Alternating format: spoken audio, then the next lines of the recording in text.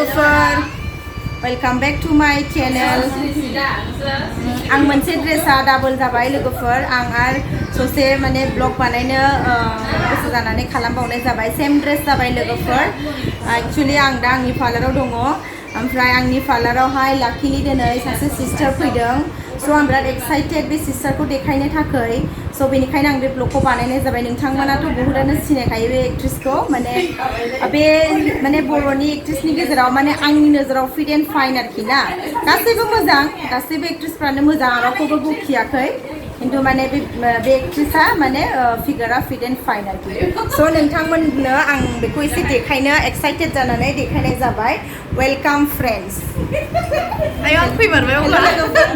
हाय लोगोफोर गासिबो मोजाङै दङ ना खिन्थु आं ससियेल मिडियाआव फैथ'वाखैमोन दाखालि बाबाबो प्रेगनेन्ट जाबाय नालाय ओंखायनो आं फैनो मोनाखैमोन आरो दा थेवब्लाबो आब'नि रिकुवेस्टआव फैनांगौ जाबाय थेंक इउ आगै फैनायनि थाखाय आंनि चेनेलखौ आब'नि चेनेलखौ साबस्क्राइब खालामना होबा जाबाय मा नाम मोनो आब' एनिथिं मनिस वर्ल्ड एनिथिं मनिस वर्ल्ड ना बयबो साबस्क्राइब खालामनानै होदो लोगोसे आंखौ नायनानै आंखौ मोजां मोनग्रा रायजो राजा गासै बिदा फंबाय बिब' बिनानाव नोंथांमोना आब'खौबो मोजां मोनफादो आरो आंखौ मोजां मोननायजों लोगोसे बिनि चेनेलखौ साबस्क्राइब खालामनानै होदो आरो लोगोसे आंना मोनसे प्रडाक्सन दं जिउ प्रडाक्सन आं बेखौ दासिमबो मानसिफोरनो आंनि शेयार खालामथ'वाखै खिन्थु दिनै आब'नि चेनेलाव खालामनाय जाबाय आङो आंनिनो प्रडाक्सन बियो जिउ प्रडाक्सनखौ साबस्क्राइब खालामनानै होबानो जाबाय आरो थेंक इउ सो माच मोजां मोनो आब'नि पार्लारावहाय बयबो एसे ट्राइ खालामबाय खानाय सिनजाफै स्टार्ट खालामफै मोजां खालामफै इसोरा बर होथों आगै नोंखौ अरायसम आवगायलांनो हाथों ना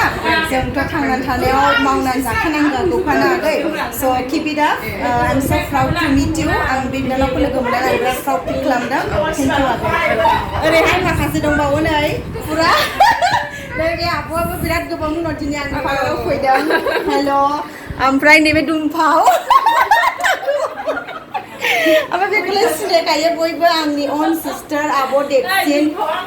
सुस्मिता